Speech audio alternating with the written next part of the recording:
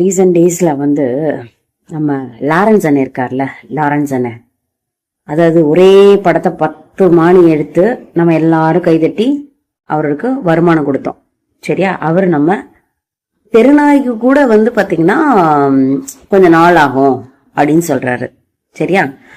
Okay, நாங்க உங்க படத்தை பார்த்து உங்களுக்கு கைதட்டி இது பண்ண நாங்கள்லாம் தெருநாய் தான்.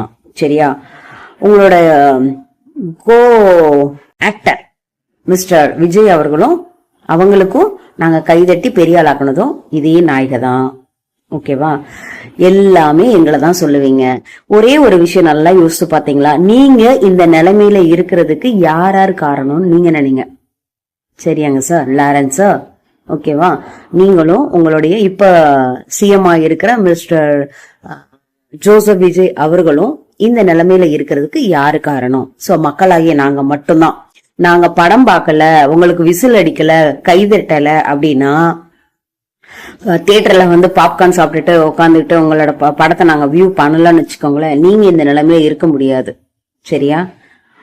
நீங்க ஓடாத படத்தையும் மார்க்கெட்டிங் பண்ணி நாங்க வந்து பார்த்து டிக்கெட் எடுத்துதான் நீங்க இந்த நிலைமையில உச்சத்துல இருக்கிறது. எதனாலனா நாங்க தான். மக்களுக்கு நீங்க மரியாதை கொடுக்கறத தெரிஞ்சுக்கோங்க. சரியா? எங்களை வந்து நீங்க முட்டாள ஆக்காதீங்க. அசால்ட்டா சொல்றீங்க தெருநாய் கூட கொஞ்சம் டைம் வேணும்னு சொல்லிட்டு. சார், எதுவுமே தெரியல, எதுக்கு வர்றீங்க அரசியலுக்கு? எதுக்கு வர்றீங்க? கத்துக்கிட்டு வாங்க. யார் வேணான்னு சொன்னா? இதுக்கு வந்து ஒரு 300 கும்பல் வந்துடும் கெட்ட கெட்ட வார்த்தை பேசுறதுக்கு. இதை தவிர்த்து வேற எதுவுமே இல்லையா? நான் பேசுறது எல்லாத்துக்காக தான் நான் பேசுறேன். அதை புரிஞ்சுக்கோங்க. ஒரு அமைச்சர், நிதி அமைச்சர் வாயத்தரம் தப்பு தப்பா தமிழே தெரியாதவர் எதுக்கு தமிழ்நாட்டுல நிதி அமைச்சர் பொறுப்பு?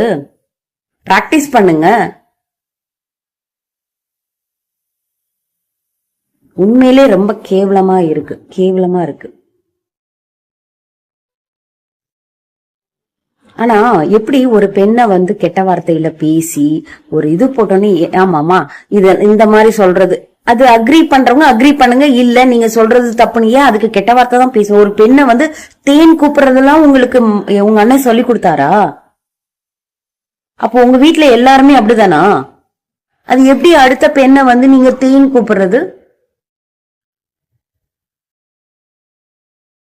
மரியாதையோட ஒரு பெண்ணை நடத்துறீங்களோ அப்பதான் வந்து உங்க ஆட்சி இந்த 1 மாசத்துல வந்து எவ்வளவு சந்தை சிரிக்குதுன்னு பாருங்க. குட்டி குழந்தைகளை கூட விட்டு வைக்கல நீங்க. வியாக்கணம். இவர் வந்து இப்ப வந்து திருச்சியில நிக்க போறாரு. இதுக்கு வந்து நம்ம இது சொல்லி இவருக்கு இது பண்ணோம். இவர் உச்சத்துல இருந்து வந்த நடிகர். எப்பா நீங்க வந்து ஒரு என்னது முனி படம் காஞ்சனாவையே நீங்க வந்து 100 டைரக்ஷன் 100 விதத்துல மாத்தி எடுப்பீங்க. இதுக்கெல்லாம் நாங்க கை தட்டணும், நாங்க காசு கொடுத்து உங்க படத்தை பார்க்கணும், எங்களை பார்த்து நீங்க திருநாயின்னு சொல்வீங்க. என்ன லாரன்ஸ், உங்க மேல மதிப்பு மரியாதை நிறைய இருந்துச்சு. தேவையில்லாம இந்த கும்பல் கூட சேர்ந்து உங்களோட மரியாதையை நீங்களே கெடுத்துக்காதீங்க. நிறைய பேர் சொன்னாங்க உங்களோட ட்ரஸ்டே இல்லைன்னு சொல்லி. அது எந்த அளவுக்கு உண்மைன்னு எனக்கு தெரியாது. யார் எப்படிப்பட்டவங்கன்னு சொல்லிட்டு பொது வழிக்கு வரும்போதுதான் தெரியுது எல்லாரோட வண்டவாளமும். கொஞ்சமாச்சும் மக்களை மதிங்க. சரியா? மக்களாலதான் நீங்க இந்த இடத்துல இருக்கீங்க. உங்க படம் ஓடுறதுக்கு காரணமே நாங்க தான். அத புரிஞ்சுக்கோங்க. அசால்ட்டா பிரஸ் மீட் வச்சுட்டு நாயின்னு சொல்றது, புது வீட்டுல ஃபேன் இதெல்லாம் ஓட்டுறதுக்கு லேட் ஆகும், எல்லாம் அந்த வீட்டுக்கு அடாப்ட், இதெல்லாம் என்ன ஸ்டோரின்னு தெரியல. நீங்களும் குட்டி ஸ்டோரி சொல்ல ஆரம்பிச்சிட்டீங்களா? ஏன்னா அவரோட இவர் தானே நீங்க. ரஜினி சார் உங்களுக்கு நீங்க போகாதீங்கன்னு தான் சொல்லியிருப்பாரு.